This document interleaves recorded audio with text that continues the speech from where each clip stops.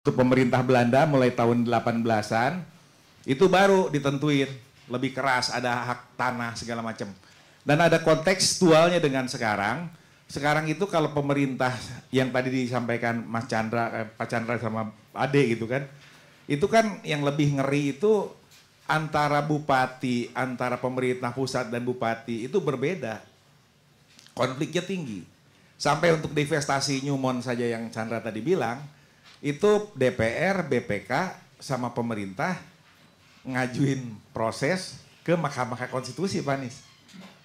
Pemerintah berhadapan dengan pemerintah. Riyad secara terbuka dan jujur mengatakan beberapa petinggi negeri di berbagai negara itu ketika akan menerapkan itu tumbang. Tadi dia bilang juga Kevin Rudd dan beberapa berhasil. Nah, konflik yang dilihat sekarang itu ada rakyat dengan pengusaha, pemerintah dengan pengusaha, pengusaha, rakyat dengan pemerintah. Jadi kalau kita lihat misalnya, saya sangat yakin di lapangan itu yang namanya pengusaha juga tidak begitu enak. Jadi saya ingin sampaikan permainan tingkat politik tekan-menekan itu dari zaman dulu ada, Prof. Dan di tahun 50-an itu 1000 jadi Rp1. Naik uangnya. Nah, nanti di sini saya kasih lihat juga uangnya Indonesia itu, kekuatan uang Indonesia dari mulai tahun 50-an sampai sekarang itu dropnya 1/513.000 sekian. Thailand itu cuma 48, 1/48. Jadi daya beli kita hancurnya luar biasa. Dan itu juga terjadi buat alumni teknik juga, barangkali yang kenal saya dengan Chandra, dengan Mas Bagus, Selby dan yang lain-lain, termasuk Riyad juga dan yang lain-lain. Itu ketika Indosat dijual itu kita sakit hati dan kita lawan itu. Dan sekarang hilang. Hilang udah. Ke Singapura, ke Qatar, selesai. Nah, kembali ke cerita ini, dari sisi saya ingin menyampaikan bahwa yang terjadi saat ini, saudara-saudaraku sekalian, ini adalah sesuatu kesempatan kalau kita bisa raih. Tetapi kalau planningnya dalam 2 tahun ini kita ragu-ragu dan kita tidak kompak, maka kemungkinan kesejahteraan dari tambang dan pengolahan ini akan lenyap. Sama dengan cerita Karahaboda, sama dengan cerita Python, sama dengan cerita LNG di Indonesia. Jadi inilah saatnya kita bersatu dan bangkit. Apa yang terjadi sekarang? Sekarang sangat tidak sederhana. Eropa krisis dan Amerika krisis. Itu juga tidak boleh dilihat itu jauh di mata. Enggak. Kenapa ada tentara Amerika di Darwin? Kenapa Filipina mulai berbenturan di sebelah utara? Kenapa beberapa minggu yang lalu Uni Emirat Arab pasukan tempur udah datang ke situ? Kenapa? Ini tidak sederhana. Dan cerita tambang ini, Riyad betul menyampaikan tadi, tapi secara terbuka Bupati udah mulai ngelawan kan deh di lapangan. Dia bilang itu permen kan menteri, gua dipilih rakyat. Gua punya kedaulatan dengan DPRD-nya. Jadi negara-negara yang Indonesia termasuk 10 negara yang paling rendah mata uangnya. Bangladesh segala macam, ya Anda sebutin lah, ke sini merasa surga. Kalau kita melakukan posisi tawar, ngajak berunding, artinya kita malah lemah. Udah kita plafon tertinggi aja, nasionalisasi. Tetapi kita tidak merampok siapapun di negeri ini. Jadi kesimpulannya, kalau bahasa sederhana yang menghabis-habisan ini adalah economic hitman. Ya, jadi di situ ada lebih jelas. Kerusakannya minimum buat negara lawan, kemudian dia akan tergantung. Jadi pejabat di Indonesia yang hebat-hebat, yang baik, disodorin uang, perempuan, segala macam sampai habis. Kemudian itulah yang akan jadi taruhannya. Dalam operasi intelijen itu, kalau orangnya baik, maka dicari anaknya, keluarganya, segala macam. Mesti selesai. Kalau nggak, dibunuh. Dan itulah, nggak Pak, benar Prof. Nah, Anda ketawa semua kan? Anda ketawa semua. Bang Firman, Bang Irawanto itu tahun berapa Bang? Sekolahnya di Elektro. 75. Irawanto 75. Ya, itu orang yang paling berani di Universitas Indonesia ngelawan Indosat dan 98. Pelukan nama Aceh segala macam, bareng-bareng lah sama kita semua. Itu pada tahun 2005 sakit flu, masuk ke rumah sakit, keluar keracunan obat, dipindahin Pertamina, stroke, meninggal. Itu fakta. Emang main-main kayak ginian nggak ada resikonya. Tetapi kita yakin kalau Tuhan Allah bilang, lu belum saatnya mati, insya Allah kita selamat. Dan yang nggak boleh adalah bodoh, dungu, ceroboh mengundang kematian. Jadi jangan pernah takut. Setuju nggak? Ini saatnya kita mulai meraih kedaulatan dan kesejahteraan. Saya ulang lagi, cerita disintegrasi bangsa itu bukan semata-mata cerita karena kita konflik. Tetapi memang kalau nggak hati-hati itu bisa dibuat. Jadi konflik pertambangan segala macam, Dek, ini tidak sederhana, Bos. Betul. Di bagian selatan itu, ini nyata, Bos. Teman di Papua, jadi teman di Papua itu bilang begini, Kang, udahlah katanya saudara-saudara kita ini di sini belajar dagangnya, dagang gelas, Prof. Padahal dia dokter coba dari Unpad. Jadi orang Papua itu dagangnya gelas aja katanya. Kalau tambang masih jauh. Ini bener, Cai. Saya bilang lo gila, lo bergaul sama gue udah berapa tahun masih mikir. Kenapa dia bilang? Kami itu kadang-kadang mending diem aja, diem. Terus kalau diem ngapain? Ya kalau diem nggak dianggap kan kita bakar aja katanya. Ngeri. Ini kembali ke kunci tadi. Kita percaya nggak dan mau nggak melaksanakan apa yang diamanahkan oleh para pendiri Republik ini, bahwa dengan rahmat Allah atau rahmat Tuhan yang Maha Kuasa, maka kemerdekaan bisa terjadi, artinya kesejahteraan bisa terjadi. Dan kita semua sampai hari ini kalau mau sadar, baru dihantarkan para pendiri Republik ke pintu gerbang kemerdekaan. Belum masuk ke kemerdekaannya.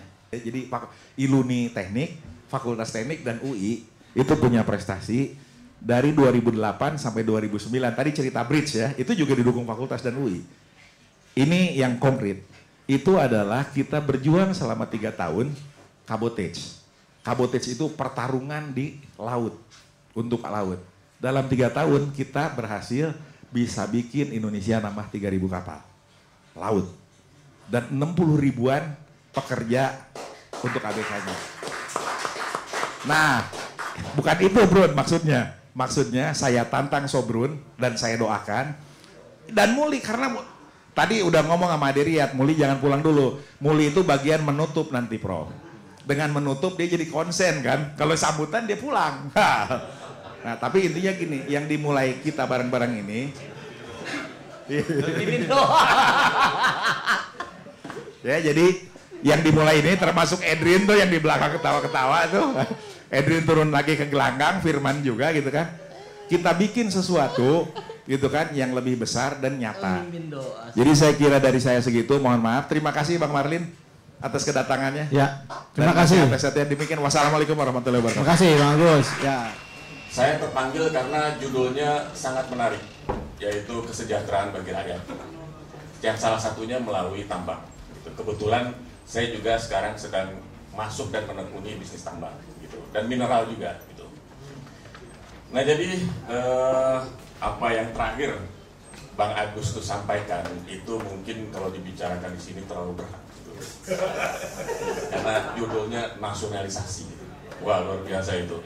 Karena Evo Morales aja tuh sampai bertahun-tahun itu baru dapat itu nasionalisasi itu.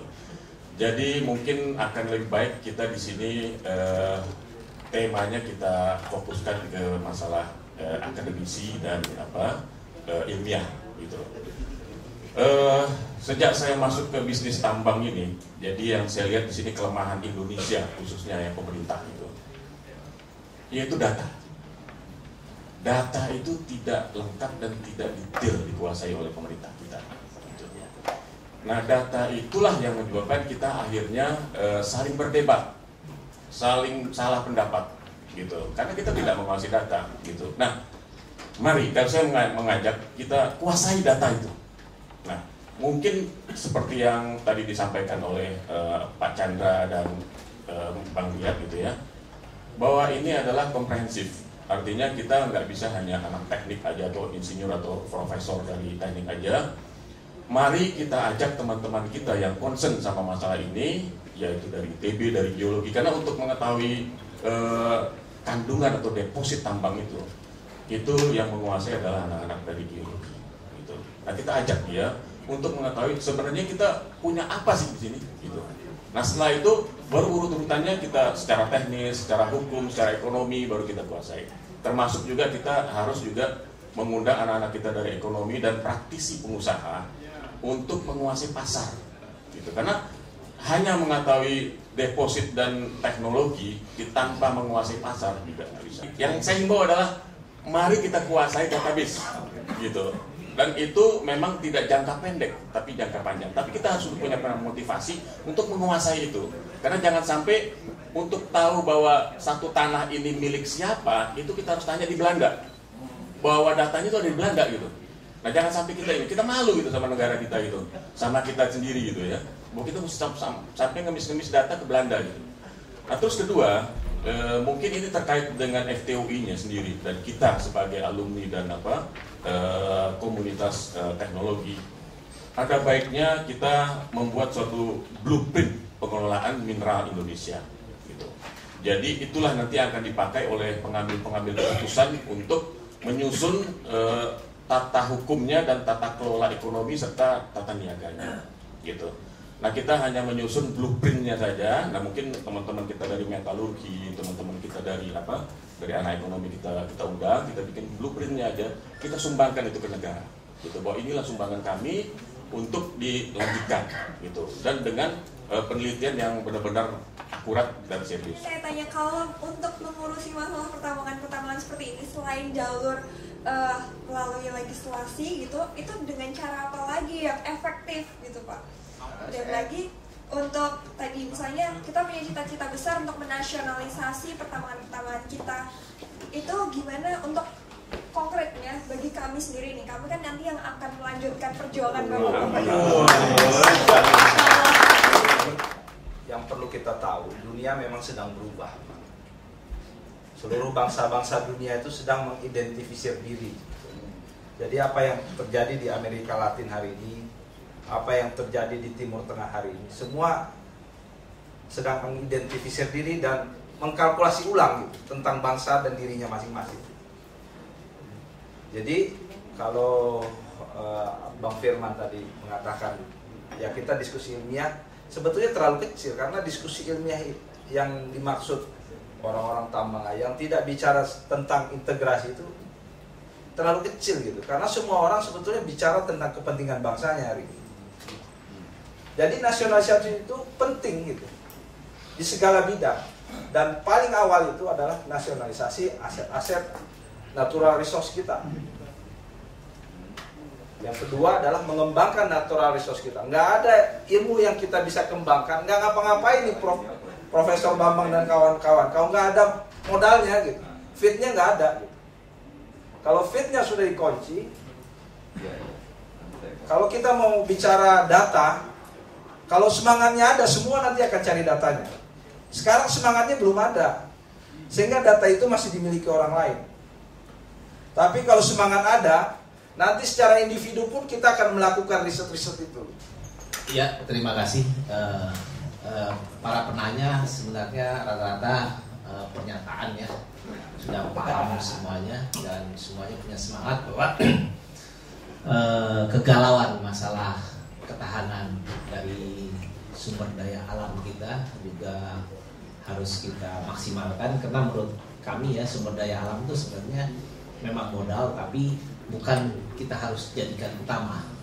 Saya tetap mensitir bahwa sumber daya alam ini kita gunakan untuk memperkuat sumber daya manusianya. Nah, tadi juga Bung Firman menyatakan bahwa data di samping itu memang saya setuju. Karena seperti contoh, kita juga tidak tahu, mungkin kalau migas agak mendekati ini ya, agak mendekati kebenaran berapa deposit yang ada, di mana aja wilayahnya. Dan tapi itu juga orang luar yang punya data-data. Terima kasih. Saya ingin menambahkan sedikit jawaban dari abang saya Bang Firman terkait dengan blueprint pengelolaan mineral Indonesia dan data. Saya sendiri cukup aktif sebetulnya di beberapa kementerian untuk memberi masukan bagi kebijakan. jujur karena kita juga dapat peralatan ya. Saya minta peralatan dokumen perindustrian untuk apa yang saya lakukan di sana. Gitu. Jadi gini, data di hulu memang agak sulit. Tanya Bang Sami punya data, nggak mau dikasih sama siapapun, karena itu bisa jadi dua uang kan begitu. Tapi data di industri hilir itu sangat dengan mudah. Artinya gini, untuk roadmap pengelolaan mineral Indonesia hulu dan hilir, kami di Kementerian Perindustrian sudah menyelesaikan satu khusus untuk aluminium. Saya ambil contoh, di hilir itu sekarang ada kebutuhan untuk aluminium 750.000 ton per tahun. 750.000 di dalam negeri ya? Di dalam negeri. Nah, ini bagus data untuk kita ambil nanti alum.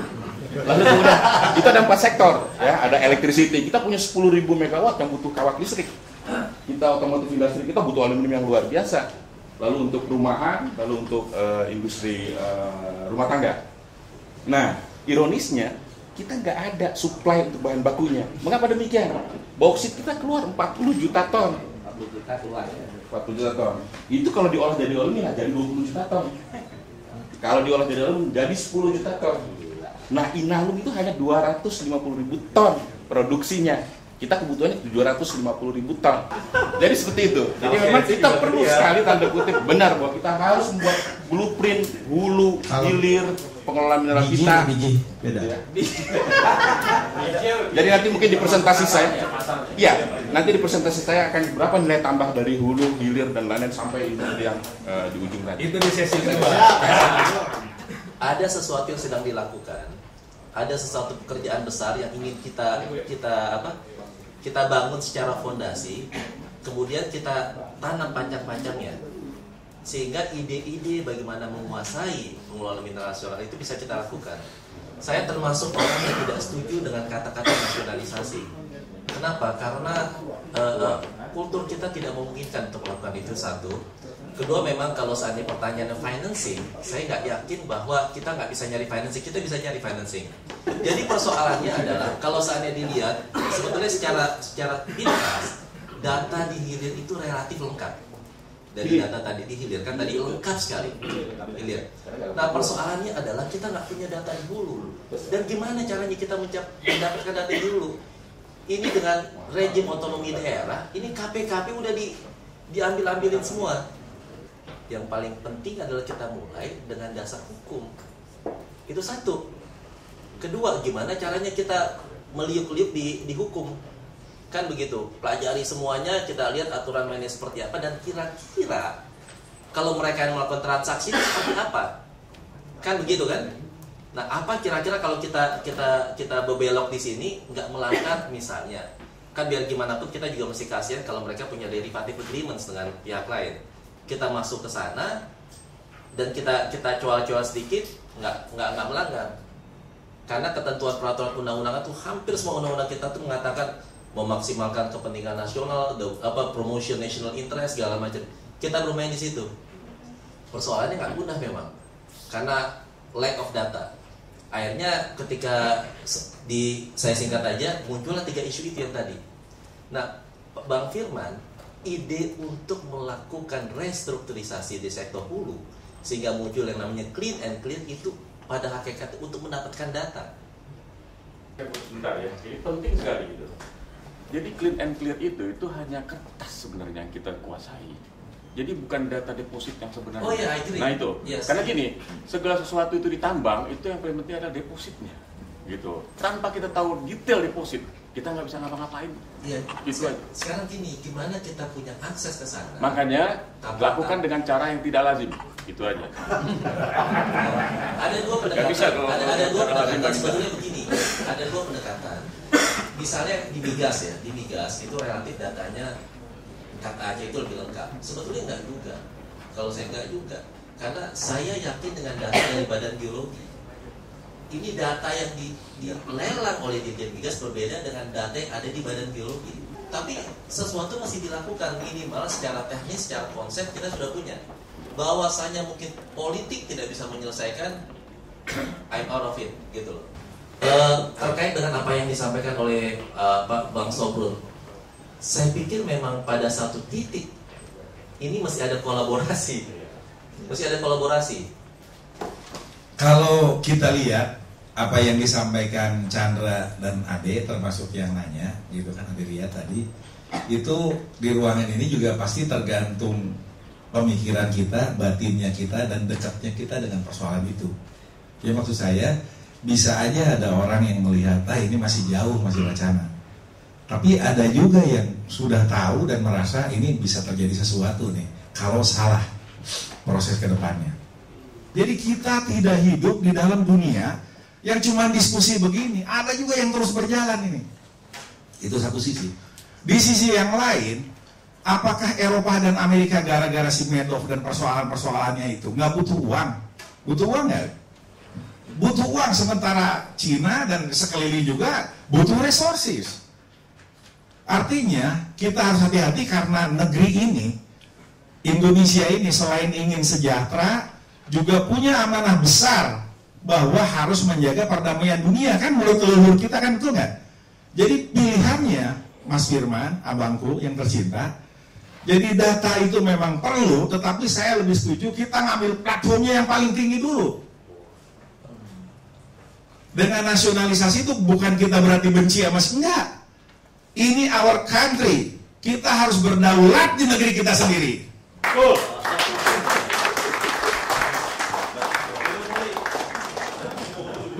Nah, bukan berarti juga kita menafikan siapa yang usaha, tidak. Bukan berarti kita merampoki yang usaha, tidak. Tapi secara prinsip di negeri ini kita harus berdaulat dan bisa menciptakan kesejahteraan dan keadilan. Setuju. Ini bukan sesuatu yang tidak mungkin, tetapi saya ulang lagi, kalau di bahasa Undang-Undang Dasar itu kan keinginan luhur, niat baik, kerja keras, ada rahmat yang Maha Kuasa. Dalam konteks ini yang pertama adalah nasionalisasi itu bukan berarti keserakahan, bukan berarti kita benci sama siapapun, enggak. Tetapi ini adalah bagian dari proses ketika banyak orang sudah terlalu menderita, yang jeleknya.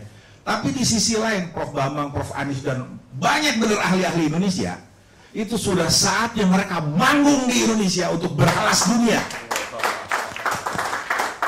Mari. Nah, sekarang pertanyaannya, apakah kita mampu? Kan gitu, Prof. ya? Siapkah juga yang Prof. Anies? Pertarungan di makalah tadi, ketika kita bertarung dengan kita, kalau salah satu di antara kita kuat dan menang, bentuk komunitasnya, maka jadi Majapahit, jadi Sriwijaya. Tetapi kalau kita tidak kuat, maka VOC masuk 350 tahun. Jadi karena kalau di antara kita nih kalau bertarung itu jangan. Kenapa? Karena kita kalau bertarung itu luar biasa. Itu hindarin dulu. Jadi nasionalisasi yang pertama kita bersatu dulu untuk kepentingan bersama. Kalau kita bertarung di antara kita susah. Oleh karena itu nilai-nilainya yang paling penting. Keyakinan kita bahwa ini bukan untuk keserakahan, ini bukan akal-akalan, tapi ini adalah amanah dari Undang-Undang Dasar kita. Akhir cerita itu terjadi perubahan budaya, Prof. Anies. Jadi dalam proses transformasi dan cerita tambang ini, kenapa saya sampaikan begini, itu ada proses budaya yang berubah, ada proses komunikasi yang harus dijalin, ada proses kebersamaan yang harus dibangun. Dalam sebuah proses perubahan harus platform yang tertinggi dulu yang kita sebut dengan niat baik. Kemudian kita harus ingat, kita tahu banyak orang baik, banyak orang yang begitulah ya. Tapi prinsipnya gini, ketika kejahatan merajalela, tetapi orang baik tidak bersatu padu memberantasnya, maka orang baik itu akan mati satu persatu, dan itu pengorbanan yang sia-sia.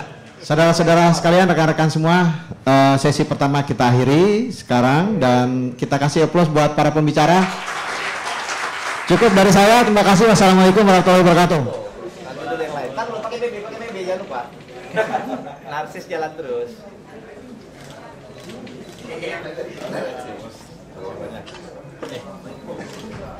Sudah?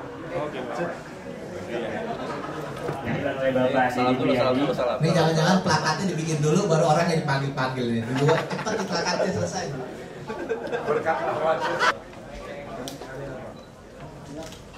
Disuruh kita revolusi.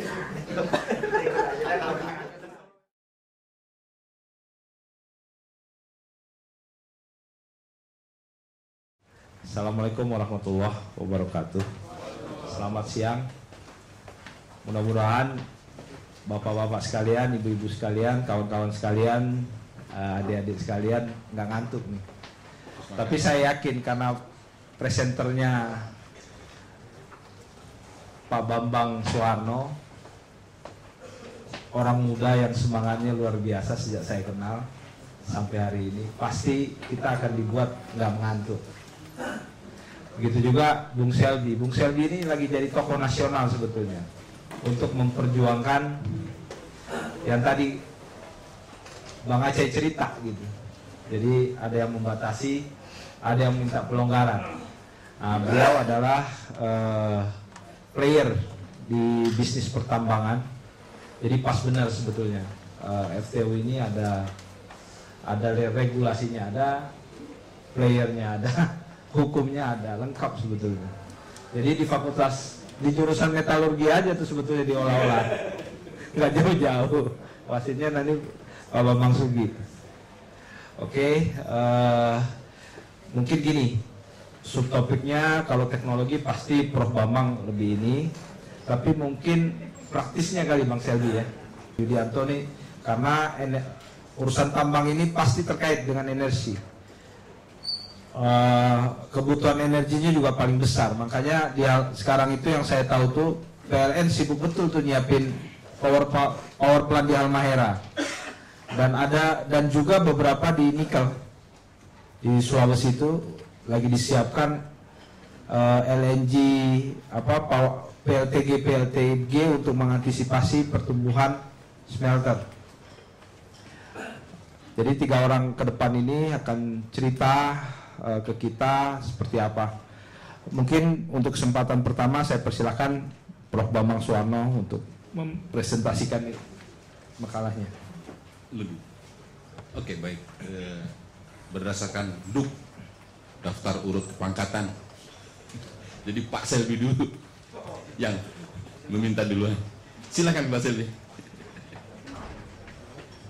Dalam industri tambang ini, terutama kita menyangkut Permen nomor 7, dinyatakan bahwa semangatnya itu adalah untuk kesejahteraan rakyat Indonesia. Jadi pertambangan ini, sumber daya alam ini harus kita usahakan demi kesejahteraan bangsa. Kita sepakat. Kemudian ada Undang-Undang nomor 4 tahun 2009 menyatakan bahwa harus ada nilai tambah, harus diproses, dan semua aturan-aturannya. Dan kita semua sepakat. Kondisi yang terjadi saat ini berdasarkan dari data bahwa Indonesia ini mulai tahun 2011 tiba-tiba lonjakan ekspornya sangat tinggi. Jadi dinyatakan bahwa itu karena perusahaan sedang jor-joran karena takut nanti 2014 akan dilarang ekspor. Berarti saatnya sekarang lah kita mengenduk hasil yang sebanyak-banyaknya, setelah itu kita semua diam. Saya tidak sepakat. Ada sebagian yang begitu, ada sebagian besar yang tidak begitu. Masalahnya adalah kita tidak bisa generalisir semuanya menjadi satu kondisi yang terus langsung mengubah satu kebijakan di dunia usaha pertambangan di Indonesia. Saya